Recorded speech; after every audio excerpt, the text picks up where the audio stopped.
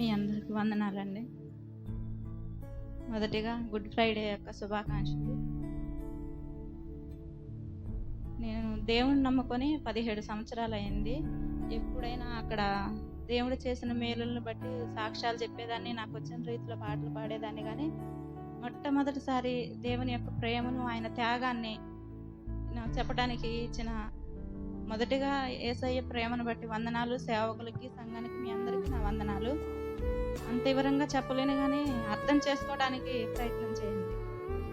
5వ మాటగా యోహాను 9వ అధ్యాయం 28వ వచనంలో, అటు తర్వాత సమస్తమును అప్పటికే సమాప్తమైనదని యేసు ఎరిగి లేఖనము నెరవేరినట్లు నేను తప్పుకొనుచున్నానని నేను.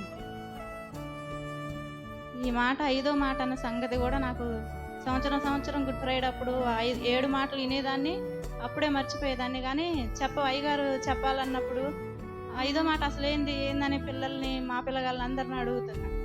అయితే అప్పుడు చెప్పాక, అయ్యా నాకు చెప్పవా, ఏం చెప్పాలో చెప్పయ్యా అని ప్రార్థన చేసుకున్నప్పుడు, దేవుడు అసలు అంత గొప్ప దేవుడు, మన దేవుడు ఎంత శక్తిమంతుడంటే, యెషయా 43:20 వచనంలో, నేను ఏర్పరచుకొనిన ప్రజలు త్రాగుటకు అరణ్యములో నీళ్లు పుట్టించుచున్నాను, ఎడారులో నదులను కలగజేయుచున్నాను, అడవి జంతువులను, అడవి కుక్కలను, నీటి కోళ్ళను నన్ను గణపరచును అని చెప్పిన దేవుడు అంత శక్తిమంతుడు.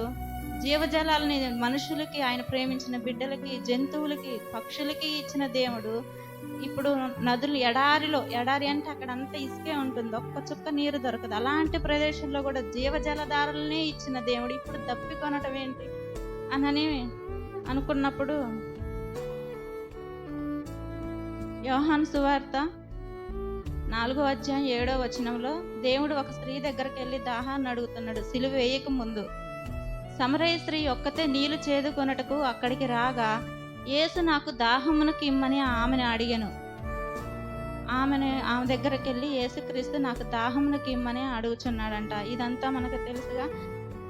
అయితే అదే అధ్యాయంలో యోహాను 4వ అధ్యాయం 13వ వచనంలో, అందుకు యేసు, ఈ నీళ్లు త్రాగు ప్రతి వాడును మరలా దప్పికొనుచున్నాడు, కానీ నేనిచ్చు నీళ్లు తాగువాడు ఎవడు దప్పికొనడని ఆ స్త్రీతో చెబుతాడు. అయితే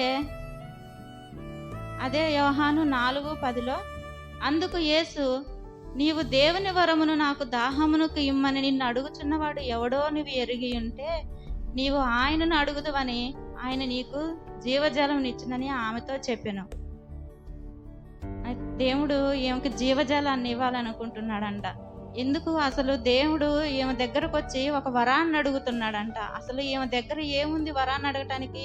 ఈమె స్టోరీ మనకు తెలుసు. సమరయ స్త్రీ, ఈమెకు 5 భర్తలు ఉన్నారు, ఒక ఆస్తిపరురాలు కాదు, ఏమీ లేదు, కానీ ఒక వరాన్ని ఇయ్యమ్మా అని అడుగుతున్నాడు. ఎంత చక్కగా రాసిందంటే, అందుకు యేసు, నీవు దేవుని వరమును నాకు దాహమునకు ఇమ్మని అడుగుతున్నాడంట. ఏంటి ఆ వరం?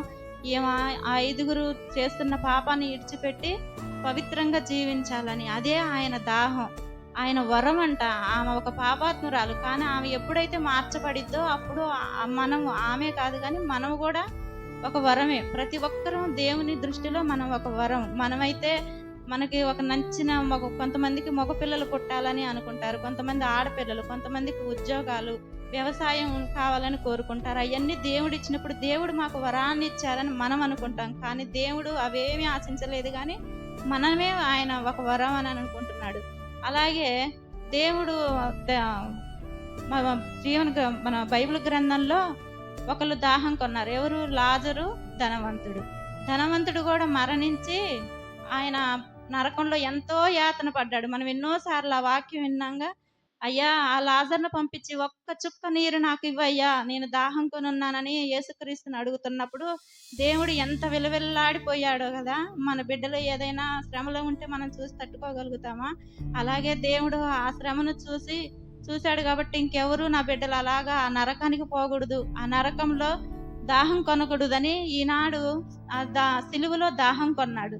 ఆ సిలువలో దేవుడు ఆ దాహం కానీ ఉండకపోతే నిజంగానే మనం కూడా ఆ ధనవంతుడు పడిన శ్రమనే మనం కూడా పడేవాళ్ళం.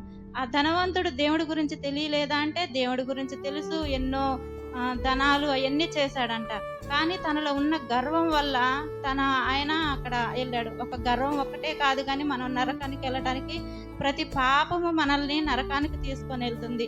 మనలో ఏ పాపం ఉందో మనకు తెలుసు.